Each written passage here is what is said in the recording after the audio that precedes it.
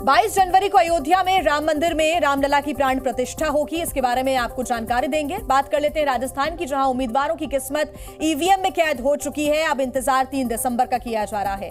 आज जब राजस्थान के सियासी मुकद्दर का जब फैसला होगा 3 दिसंबर को, प्रदेश में हुई बम्पर वोटिंग को लेकर भी अटकलों का बाजार अब गर्म होता जा रहा है। ऐसे में सवाल यह है कि बम्पर वोटिंग किसके हक में जाएगी। जी हां, अशोक गहलोत की जादूगरी चलेगी या फिर मोदी का मैजिक काम आएगा? प्रदेश का रिवाज बदलकर कांग्रेस सत्ता में बनी रहेगी या फिर बीजेपी वापसी करेगी? हालांकि बम्पर वोटिंग से कई कयास लगाए जा रहे हैं।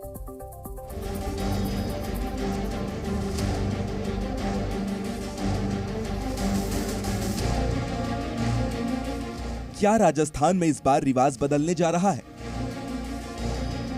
क्या सीएम गहलोत की गारंटी पर जनता ने भरोसा जताया है या फिर मोदी मैजिक से बीजेपी सत्ता में वापसी करने वाली है?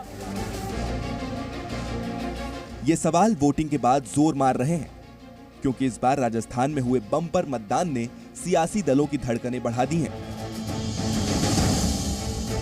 वोटिंग के बाद सियासी गलियारों में एक ही चर्चा है कि आखिर इस वोटिंग के संकेत क्या हैं? गहलोत सरकार रिपीट होगी या बीजेपी को सत्ता मिलेगी? राजस्थान में 199 सीटों पर हुए चुनाव में बम्पर मतदान हुआ है। राज्य चुनाव आयोग के मुताबिक 74.13% वोटिंग हुई है। इस बम्पर वोटिंग के अलग अलग मायने निकाले जा रहे हैं। कुछ चुनावी पंडितों का मानना है कि बम्पर मतदान होना सरकार के खिलाफ जाता है, जबकि कुछ लोगों का कहना है कि बम्पर वोटिंग गहलोत सरकार की वापसी के संकेत है। तर्क ये दिया जा रहा है कि 2018 में जिन सीटों में ज्यादा मतदान हुआ वहां पर कांग्रेस को जीत मिली थी। सीएम गहलोत भी दावा कर चुके हैं कि इस बार राजस्थान में रिवाज बदलने वाला है।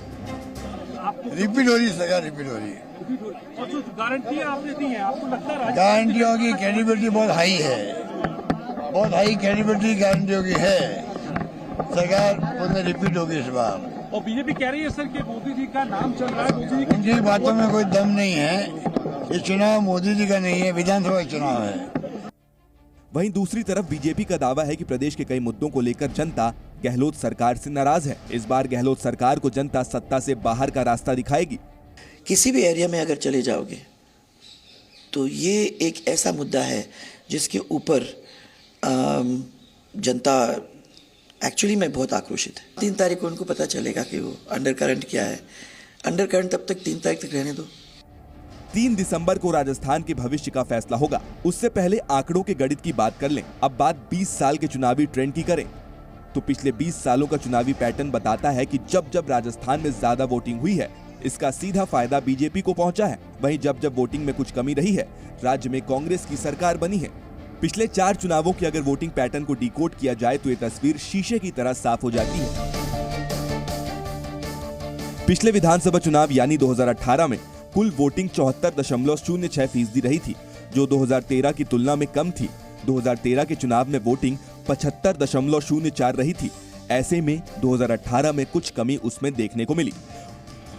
उसी कमी ने राज्य में कांग्रेस की सरकार लाने का काम कर दिया। इस तरह अगर 2013 के चुनाव पर नजर डालें तो उसमें बीजेपी की एक भयंकर लहर देखने को मिली थी।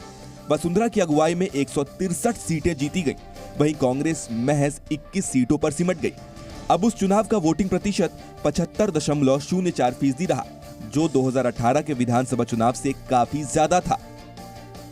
2008 के चुनाव में 66.25% लोगों ने ही अपने मताधिकार का इस्तेमाल किया था।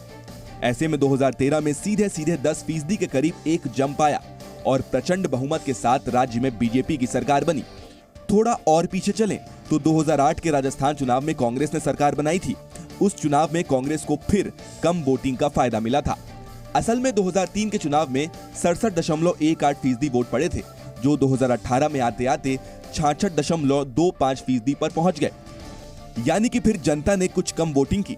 नतीजा ये रहा कि राजस्थान में अशोक गहलोत सीएम बने और कांग्रेस सत्ता में वापस आ गई। यानी कि पिछले सालों का ये वोटिंग पैटर्न बता रहा है कि कम वोट पड़ने का मतलब कांग्रेस सत्ता में आ सकती है, तो वहीं ज्यादा मत का पड़ना बीजेपी की संभावनाओं को बढ़ा सकता है। वैसे इस बार के चुनाव में 2018 की तुलना में कुछ ज्यादा वोट पड़े हैं, तो किसकी सरकार बनने जा रही है, इसकी अटकलें अभी से लगने लगी हैं। हालांकि चुनावी अटकलें नतीजों की गारंटी नहीं होती। राजस्थान में कांग्रेस और बीजेपी के बीच सीधा मुकाबला है। कांग्रेस का लक्ष्य सत्तारूढ़ पार्टी को हर 5 साल में सत्ता से बाहर करने के रिवाज को खत्म करना है, जबकि बीजेपी अगले साल लोकसभा चुनाव से पहले राज्य में वापसी करना चाहती है। सूबे में वोटों की गिनती 3 दिसंबर को होगी, जिससे साफ हो जाएगा कि राजस्थान में गहलोत की जादूगरी चली है या फिर मोदी का मैजिक। ब्यूरो रिपोर्ट, जी मीडिया।